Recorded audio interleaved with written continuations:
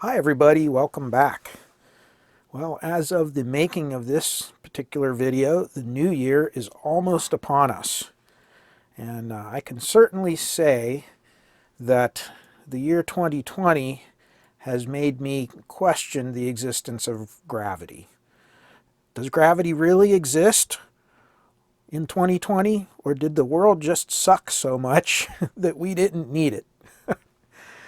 All kidding aside, we made it through, and I guess we're hoping for a much better year, and that's certainly what I'm hoping for all of you and for everybody.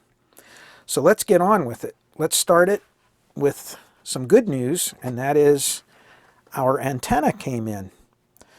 Now, I cannot believe that I emailed the owner of this, and literally within 24 hours, he found this thing. Somebody was putting it up for sale online in the original box, brand new, and it's the exact model, the 705A by Miller, that's in the parts list for this radio. I just can't believe it, and I'm pretty excited about this. And here it is. Let's see. Now, I went online and I dug up some images of these 399s, and I found that in fact this is what was on there, but it was in a slightly different case. The ones that I saw, and I'll post them up here on the video, were in a more of a plastic type case instead of this press board or cardboard or whatever it is. And it was mounted on the rear of the unit kind of like this, back here on a couple of standoffs. And I don't see those standoffs on the back of the one I have. But I was wondering, when you look, there was this extra little grommet in here.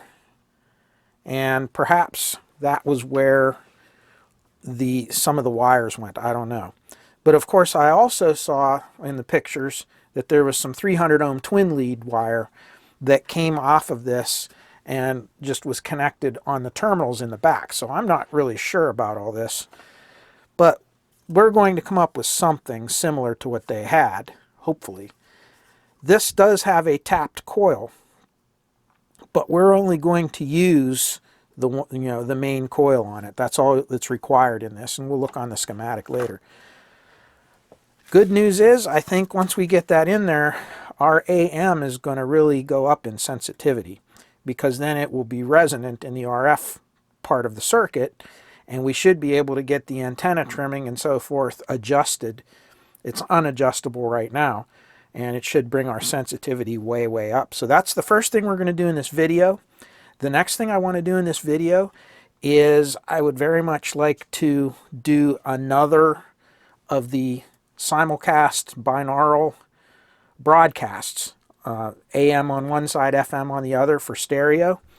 And this time, as some of you have suggested, instead of trying to record it with a stereo microphone, which really did not give me a very good separation, I agree with some of you who said, I can't hear the stereo at all. I couldn't either when I played the video back, so I apologize for that. So what we're going to do is we're going to come out of the tape outputs, and we're just going to directly pipe it in to the camera and record it that way directly. So that way whatever I'm hearing here at the speakers will be what you will be hearing on the video. Let's get started. Well, since we don't have that neat looking plastic mount that would go up on the standoffs and kind of curl around a little bit, what I think I'm going to do is just use one of these little pieces of aluminum angle, and I kind of just drilled it out to go in these mounting screws here, and then I'm just going to mount it right on the back like this, and that'll just kind of keep things up out of the way and allow it to fit. And I think there's enough distance between all of this and these tubes here that I don't think heat will be a problem. If the heat becomes a real serious problem, we can always turn it around this way, but I'd really rather not if I don't have to. We'll see. But I think what I'm going to do is turn it inwards this way. And we're going to try it like that. And if it works, great. Now one other thing, you know, I probably should say, I made that little comment kind of tongue-in-cheek about 2020. But please understand, if I hurt anybody, I sincerely apologize. I don't take it lightly. I've lost someone close to me from all of this. And in the line of work that I do, I have very, very many friends that got very sick. Thanks be to God they're still with us and all that, but it was a serious time, and it still is. So for any of you who, I'm sure there's not one of you out there that has been affected in some way from this year, my heart goes out to all of you sincerely. And I really do hope that next year is much better for all of us. All right, that's enough of the mushy stuff. Let's get back to this and have some fun. Okay, before we mount this up there, I want to look and see what the inductance is on the main coil here that we're going to be using. Funny thing is, if you go back to that last video, I show you the actual data sheet from Miller on this, and nowhere do they tell you what the inductance is on this, or the turns or anything like that. It's hard to count these turns, but just kind of quick little calculation. It looks like there's somewhere around 60 turns of this Litz wire. It's a little bit thicker than this one, and this is just a bar antenna off of a modern small portable AM radio. It's a tapped coil, but when you look at it, it has a lot more turns and it's thinner wire. But these ones read somewhere around 600 to 675, something like that, microhenries. So what I'd like to see is what this one's reading and see what kind of options we have if we can't find one of these again. At least we'll know what inductance it needs to be if we want to wind our own, because you can get these ferrite rods and wind it with some Litz wire or some magnet wire. So if you look here, it's about 262 microhenries. I'm checking at 1 kilohertz. The frequency won't really matter reading the inductance. It will affect the Q and the dissipation factor and so forth. But we're not really going to worry a whole lot about that right now. But we can see it's a 262 microhenry coil, as opposed to 600 and some for this. I think that's what these are. We can check real quick. If these little clips, this is much thinner Litz wire on this as well that they're using. A lot harder to clip onto even, but hopefully it will hold. There, what do we got? 460. Okay, I was wrong. I said 600. It's 460 microhenries. So again, it's a lot more than the other one. And that makes sense because this is thinner wire and there's more turns of it. So that makes sense. All right, now we know what this is. I'm going to document that, so if I ever come across one of these that needs one of them again, at least we know what the properties of this antenna is. And just want to show you that all the meters will pretty much agree with one another in inductance. Even though they have different ways of measuring, it won't matter. So we're using the Sencor LC53. And if we hit the value on that and give it a minute to test it, 270 microhenry. Of course, we were reading 262 on the other meter. And they're all going to be pretty close. And just for giggles and grins, we'll use this one. This is my favorite inductance and capacitance meter for very small, low-value devices. It's just quick and easy, and it's just so accurate all the time. And if we check with that, and you can see 260, 261 microhenries. So they're all within several microhenries of one another. Not bad. And there you have it. So we have a pretty good indication of what this coil is. Well, and there it is. I have the ground jumper taken out and I have a lug put here. We're going to put our external antenna on it as well. This should balance it out.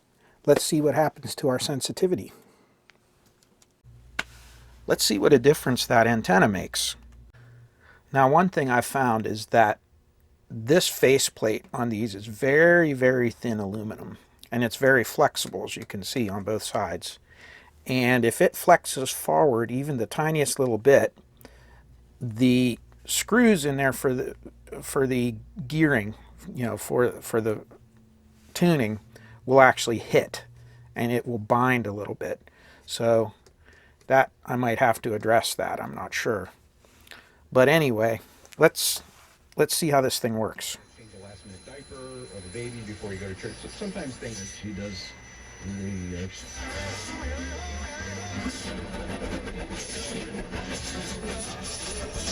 Not a good time of day for this. If I had to guess, I'd say it's not.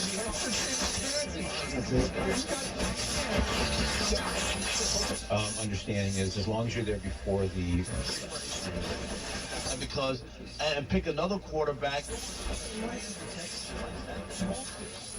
That run game is a big. Every inch closer. Well, I'm only down to 1200 AM from 1600, and you can see how many stations we've received. We can sweep all the way down the dial, and you can hear a bunch of staticky stations come in. But suffice it to say, that really fixed the problem. So this is working perfectly. And now let's do another demo of the Simulcast. Okay, let's take a look at our setup.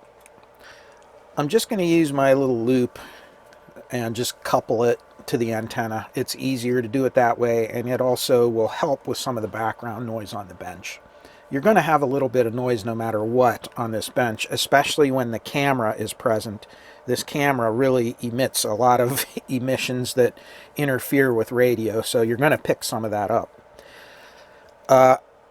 The FM, I'm just going in through a balun in the rear of the the antenna terminals. You can see it right here. This is our FM transmitter. We're at 99.5 megahertz, and the modulation is coming out of the left channel of the music player, and don't pay attention to the colors of the jacks, it doesn't matter. The other channel goes over here to the Fluke 6071, and you can see the modulation going in here, and it's set to 970 kilohertz AM, and it's again going into this loop antenna. Now what I'm going to do is I am going to disconnect the microphone from the camera, and I'm going to connect this, which comes out of the record outputs of the amplifier, directly into the camera. So you're going to hear directly what's going on. We're going to play several songs. I don't know if I may play one entire song and then a couple of clips from some other ones, just so you get the idea of the separation and frequency response and so forth. Again, this is being digitized and it's going up onto YouTube, so it should be clear enough, though, that you can at least get an idea of how this works, and you should be able to hear the stereo separation. So here we go.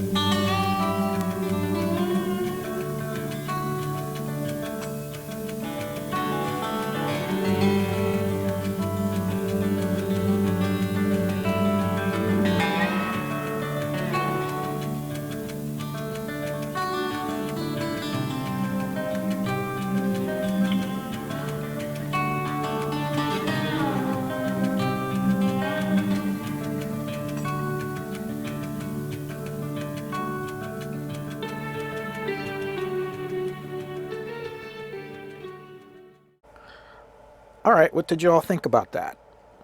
Pretty good, huh? Well, before I tell you, or show you, I should say, can you guess which side was the AM and which side was the FM side? Just interesting to know if you can tell. And then after you guess, I'm going to plug the amplifier back into the camera, and we're going to tune off channel on each side, and you'll see which side is actually connected to which tuner. Because it may or may not be left and right. We'll see. We'll see how we have it connected. All right, here we go.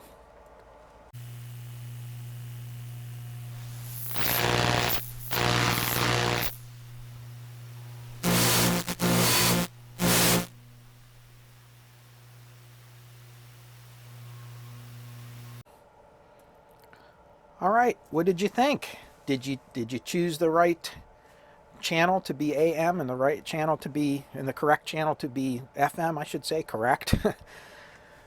Pretty cool. Well, we're going to wrap this one up, and it was very interesting, and I was surprised. I don't know about all of you, but I was surprised how the sound came out on this and everything. So the next thing we're going to move to now is this the multiplex input, and we're going to look at our little Scott, what is it, LM35. We're going to get that set up pretty soon, and I don't know if it works. I've never plugged it in, I've never turned it on, never tested it, but that's what we're going to do on our next part. So until then, I wish you all peace, joy, happiness, and good health in your lives, and we'll see you again on the next part. Take care. Bye-bye.